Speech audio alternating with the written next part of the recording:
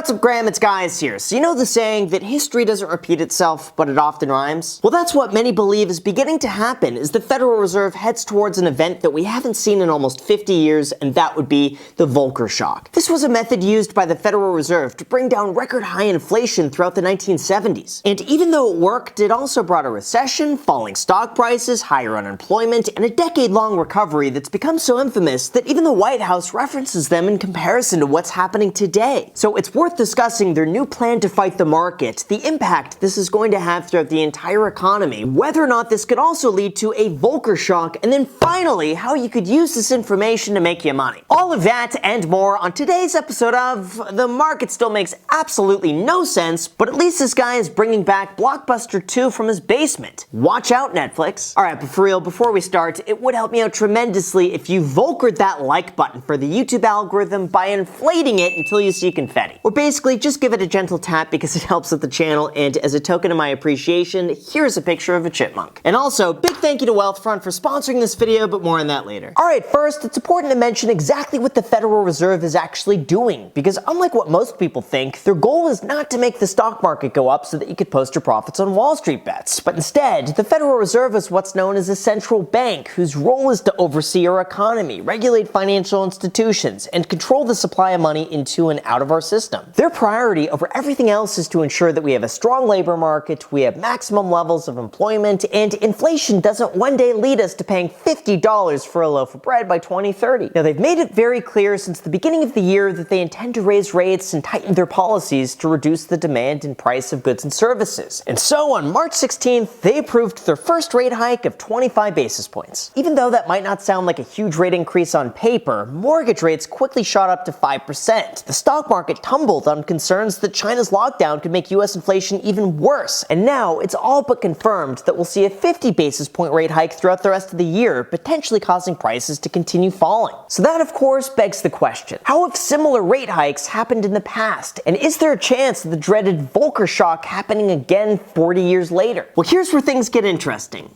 Or at least interesting for me, because I'm obsessed with all things personal finance. But listen to this. The Volcker shock all began when Paul Volcker became the chairman of the Federal Reserve in 1979 during a time known as the Great Inflation. See, prior to then, Congress enacted what's called the Employment Act of 1946, which designated the federal government to promote maximum employment, production, and purchasing power. Or in other words, Congress basically said to the government, figure out how the economy could grow so that everyone starts making more money. Although as inflation began to increase as a consequence of low interest rates, economists got worried. Many countries began redeeming their US dollars for gold, and when the US couldn't keep up with demand, they abandoned the gold standard, causing the price of just about everything to skyrocket. Investopedia reports that in 1973, inflation more than doubled to 8.8%. Later in the decade, it would go to 12%. By 1980, inflation was 14%. That's, of course, when Paul Volcker came to the, how should we say, rescue. He had the goal of bringing down inflation, and after securing his position within the Federal Reserve, he announced that he would start limiting the growth of the nation's money supply. As money became more scarce, banks would raise interest rates, limiting the amount of liquidity available in the overall economy. However, the end result was that interest rates quickly jumped to 20%, the United States fell into a deep recession, unemployment surpassed 10%, and stock and real estate values plummeted. But hey, at least on the bright side, by 1983, inflation finally dropped below 4% as the economy began to recover. So that's good,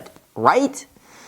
Right? Well, obviously, as we're beginning to see, there are risks with raising interest rates, and with many more rate hikes planned throughout the rest of the year, here's what you need to know. Throughout the last few weeks, you've probably heard the term soft landing. This refers to a gradual slowdown of the economy following a period of rapid growth, kind of like landing a plane on a smooth tarmac versus dropping glass from 45 meters in the air. And as of now, that is the Federal Reserve's goal.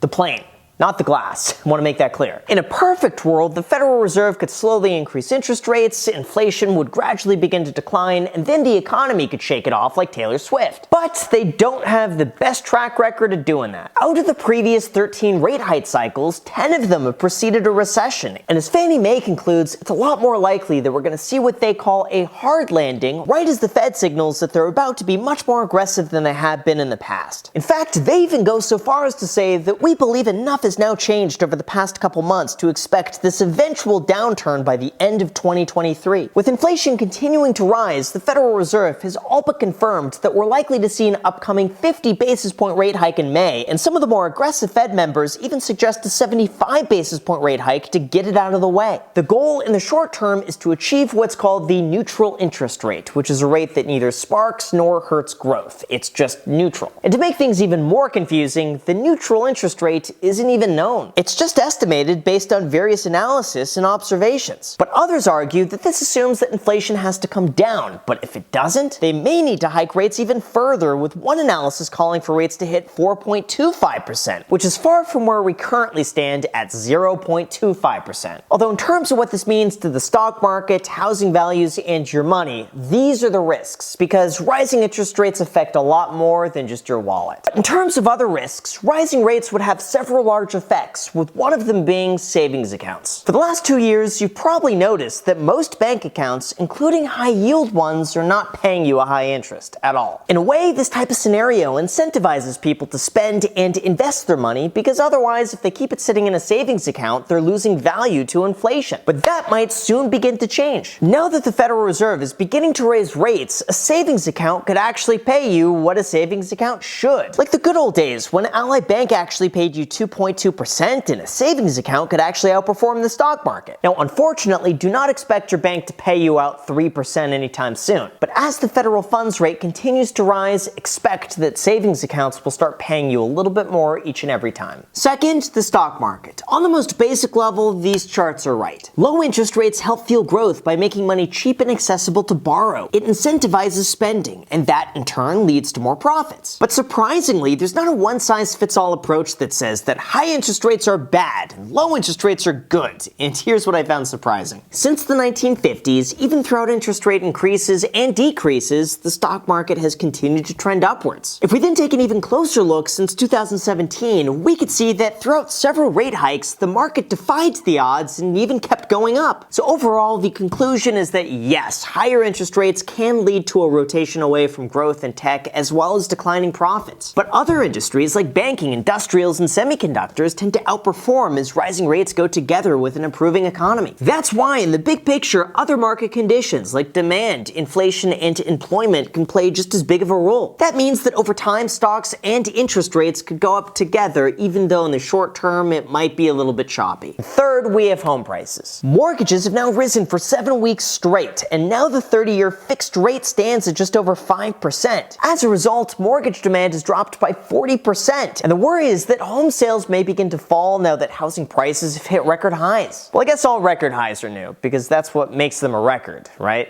Anyway, on the surface, it makes sense that the higher interest rates go, the less home people could afford, and as a result, the more home prices drop. But the more you begin to look at it, the more you begin to realize it's not that simple. If we look back historically, we could see that after World War II, housing prices continued to climb right alongside with interest rates. After that, rates dropped and home prices continued going up even more. It was also found that overall, a change in interest rates has not substantially affected housing values over the long run. That means that most likely there are other factors that have just as big of an impact. For example, the homeowners who just locked in historically low interest rates might be less likely to move, because if they sell, they'd have to buy a new home with a higher interest rate than they have today. So perhaps it's better for them to stay, leading to less inventory in an already constrained market. And even though it is true that higher interest rates directly affect home affordability, other factors like local market conditions, supply, demand, inflation, tax deductions, population changes, and the overall health of the economy play just as big of a factor.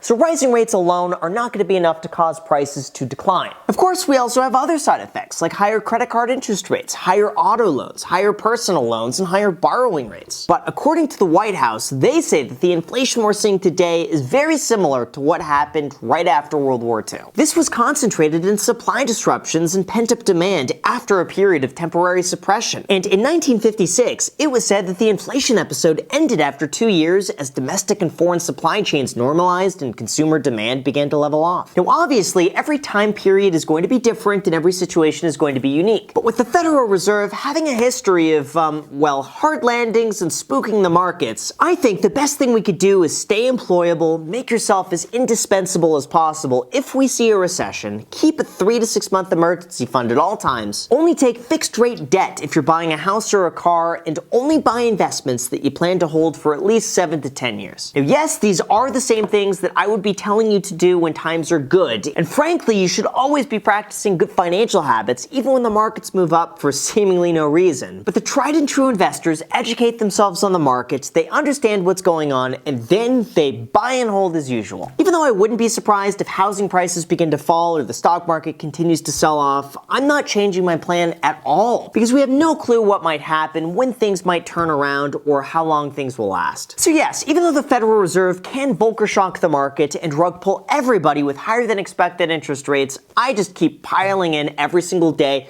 riding the roller coaster, and no matter what, smash the subscribe button for the YouTube algorithm. And also, don't forget to check out our sponsor Wealthfront down below in the description to take advantage of their offer before it expires. So with that said, you guys, thank you so much for watching. Also, feel free to add me on Instagram. Thank you so much for watching, and until next time.